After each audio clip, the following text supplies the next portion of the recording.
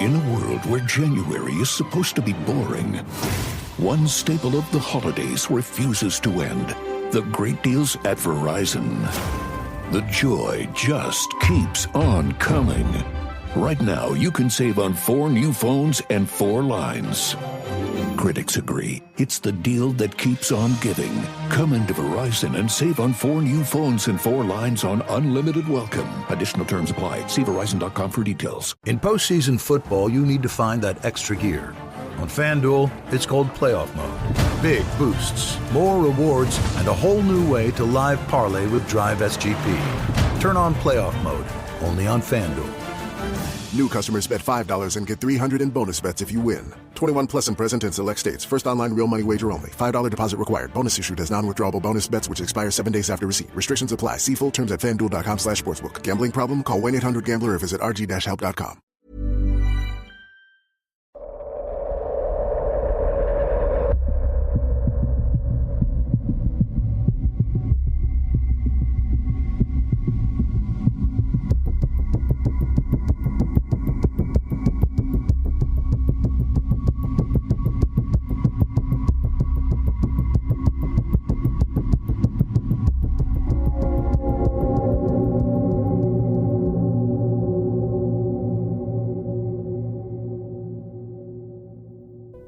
Hello and welcome back to another episode of Scary.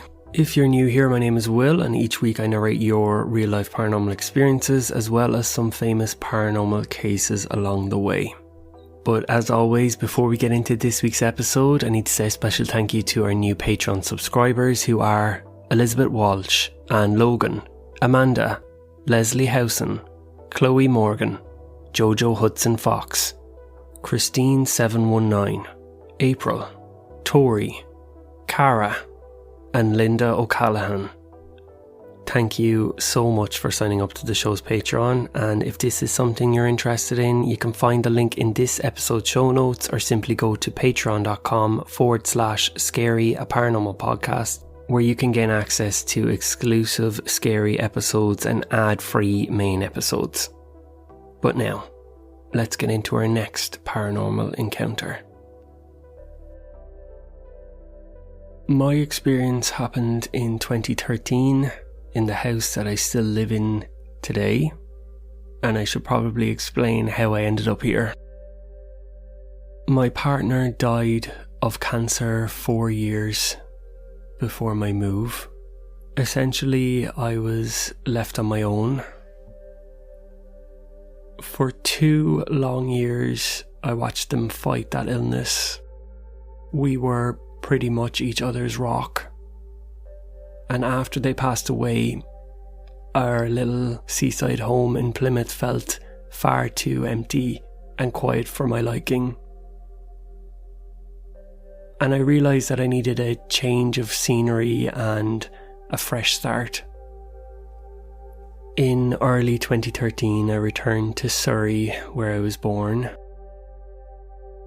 We have 2 sons who at the time were in their mid-30s. Both of them lived away from home. I think they were both concerned before I decided to move back to Surrey how I'd cope. And when I found the cottage that I ended up buying, that I'm in today, they were visibly relieved that I'd have support around from family who still lived in Surrey. If you had said that I would be living there before my partner passed away, I would have laughed in your face. And yet, here I was. The cottage has beautiful thick walls, low ceilings, beautiful old beams. In the living room, there's a big fireplace, which I've only lit a few times. The cottage is incredibly well insulated. It was very lived in, and that's what I loved about it. From the first viewing, it felt calm and just quiet. It was exactly what I needed. When I first moved in though, that quiet didn't last long. There was constant visitors, family members that I hadn't seen in years. People I went to school with, there was neighbours, people who'd remembered me as a child and wanted to reminisce. I know all that comes from a good place, but I did find it overwhelming, and I was still grieving, still tired in a way that sleep doesn't fix. What I wanted was to unpack slowly, paint the walls. Instead, there was always somebody knocking at the door, looking for a cup of tea and a chat. What I had arranged was for my sister to come and stay. She had offered to help me paint and to get things set up, basically. I was really grateful, and it just meant that I could get on with things as the pressure of entertaining wasn't there. It was a bit diluted. The first few days were completely normal. We painted the spare room, moved furniture around, argued about my colour choices. It was nice to be back in her company full time.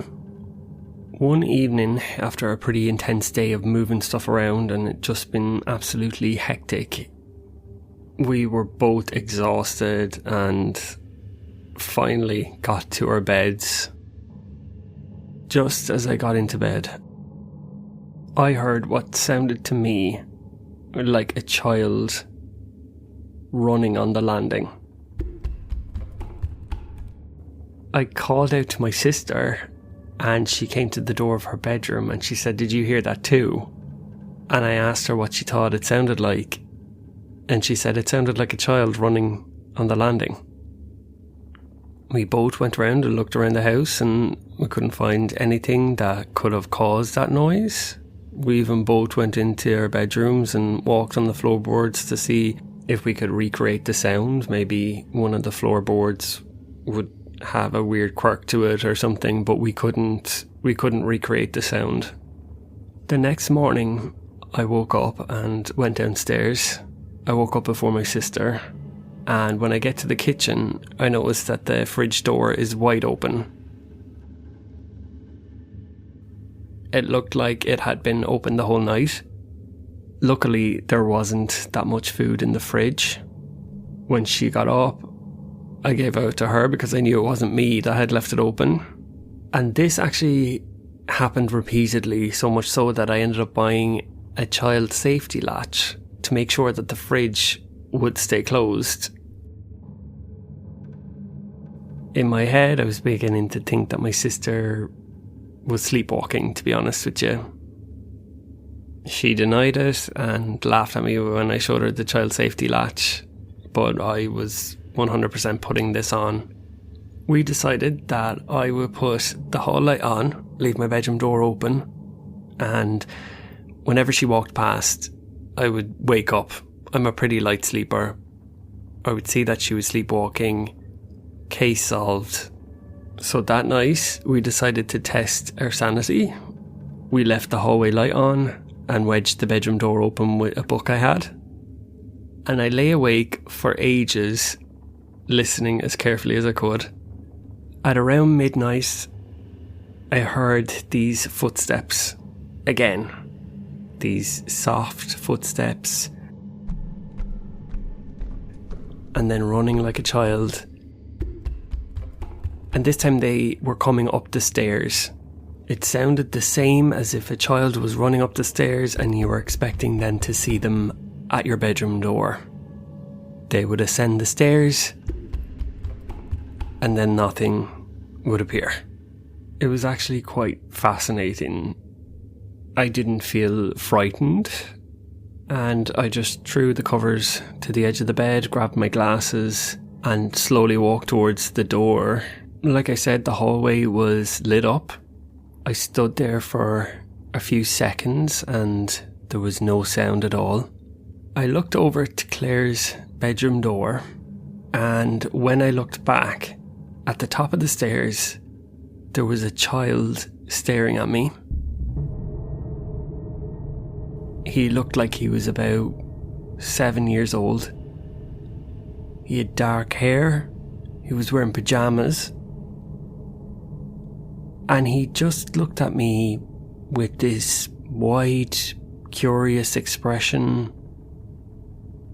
I was in total shock at this point. I couldn't believe what I was seeing. He then just quickly turned and he ran down the stairs. I immediately went over to my sister's room, rushed in, woke her up, told her how I had just saw a boy standing at the top of the stairs and saw him run down the stairs. She got up and we both went down the stairs. He was nowhere to be seen. But there was something that caught my eye in the kitchen. The refrigerator door was open, and on the kitchen floor somebody had got the carton of milk and spilled out what looked like about half of the contents all over the floor. We checked the windows, we checked doors, everything was locked. There was no sign that somebody had been in the house. We looked in every cupboard, we looked in boxes that were big enough to hide a child. There was no sign of this boy. There was definitely conversations between the two of us saying, what do you do in this situation? Do you call the police? What do you say? There's clearly nobody in the house. We checked the house 1,000,000 times. There is nobody here but the two of us. And in the end we settled on not calling the police. My sister then admits that she has heard the footsteps a few times. What seems like more times than I heard. During the day and at night. I only ever heard it in the night time. At the time she was definitely more of a believer than me, and she said this place is haunted. I can't express how upending it is for your brain to see a person who isn't actually there. It stays with you for days, weeks, months, years after something like that happens. Over the next few days, I began to notice that there were more strange things happening. One morning, I found this yarn that I had brought from my old house in the living room, and it was wound around the banister rail. Another time we found a spoon and a fork in the bathroom sink.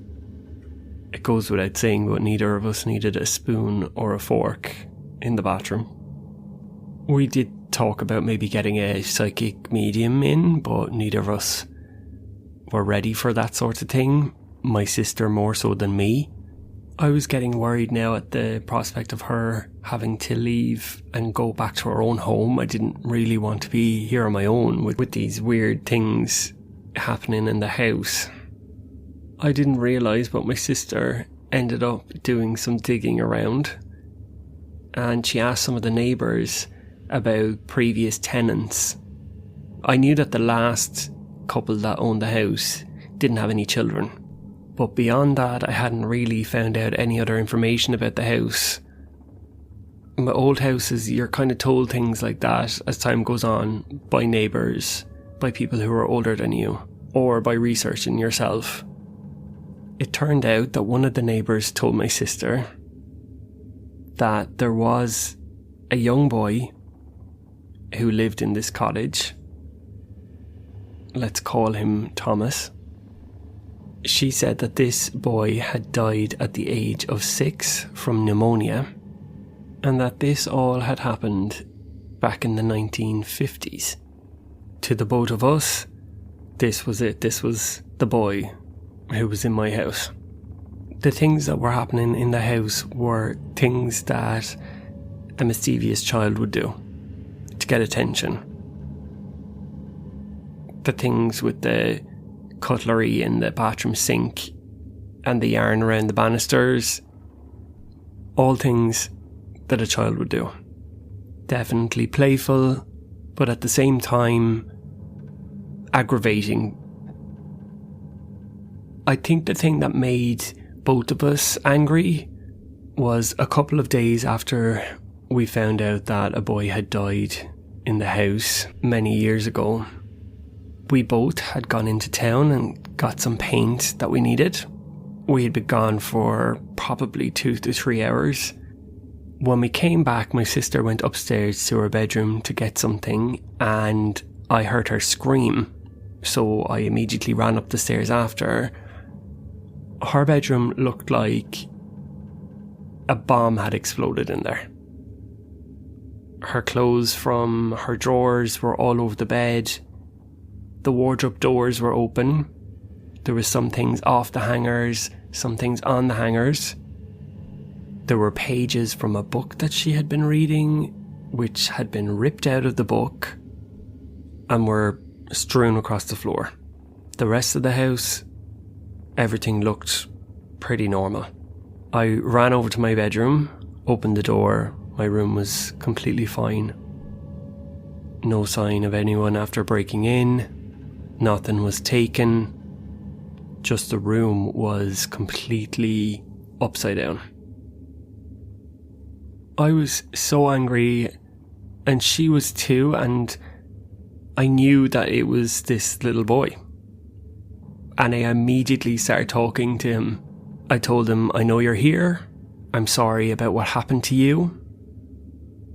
I told him that I was the new owner now, and that I was really disappointed in what he had been doing, that he was frightening us, that he cannot go into people's rooms and destroy them like that, and that I didn't want to see him in the house ever again, that this was my house and he cannot act like that here.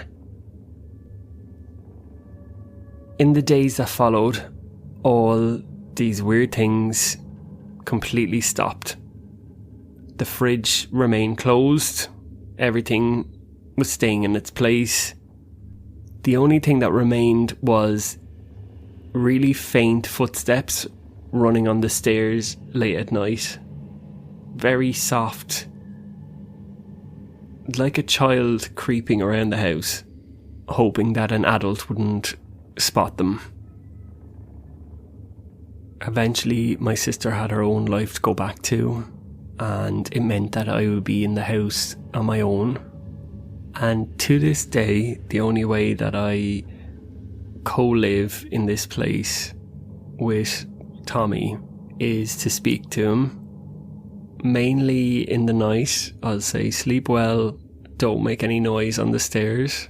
And if I'm leaving the house, I'll say something like, I'll be back in a few hours, don't mess the place up. And people think I am absolutely crazy, but after seeing this young boy and hearing the things I've heard in the house, I now know that there's something else beyond the world that we live in. Thank you to Harriet for sending in her paranormal experience. Don't forget, if you have your own paranormal experience that you'd like me to narrate on the show, you can send it to scaryaparanormalpodcast@gmail.com, and it just might get made into a future episode. If you enjoy the podcast, don't forget to hit that follow button so you don't miss any future episodes. And don't forget, you can support the show in many ways, and one of those ways is telling a friend or writing a review of the podcast. It helps the show get seen. And I'm so grateful to all the people who have given glowing reviews. It's so nice to see and to read each and every one of them. And this podcast has far exceeded any of my expectations, and I am so grateful to everybody who listens each week and sends really kind messages on Instagram, Facebook. It's really, really nice to see. Don't forget, the links for everything you need are in the episode show notes. Thank you for listening, and join me next time for another episode of Scary. In a world where January is supposed to be boring, one staple of the holidays refuses to end. The great deals at Verizon. The joy just keeps on coming. Right now, you can save on 4 new phones and 4 lines. Critics agree it's the deal that keeps on giving. Come into Verizon and save on 4 new phones and 4 lines on unlimited welcome. Additional terms apply. See Verizon.com for details. In postseason football, you need to find that extra gear. On FanDuel, it's called playoff mode. Flipping the switch on the FanDuel app can flip the script on the entire season. Big boosts, more rewards than ever. And introducing Drive SGP, an entirely new way to live parlay any drive and bet at the speed of football. This season, everyone makes the playoffs, and FanDuel is making them even more awesome. Turn on playoff mode, only on FanDuel. New customers bet $5 and get $300 in bonus bets if you win. 21 plus and present in select states. First online real money wager only. $5 deposit required. Bonus issued as non-withdrawable bonus bets which expire 7 days after receipt. Restrictions apply. See full terms at FanDuel.com/sportsbook. Gambling problem? Call 1-800-GAMBLER or visit rg-help.com.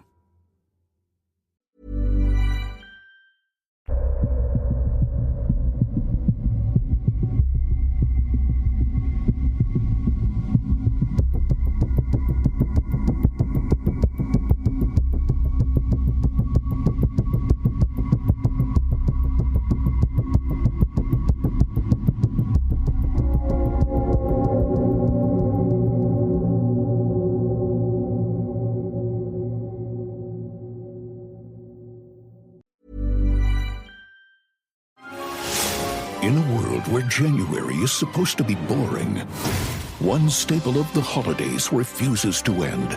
The great deals at Verizon. The joy just keeps on coming. Right now, you can save on 4 new phones and 4 lines. Critics agree it's the deal that keeps on giving. Come into Verizon and save on 4 new phones and 4 lines on unlimited welcome. Additional terms apply. See Verizon.com for details. With so many options out there, recovering from a workout can start to feel like its own workout.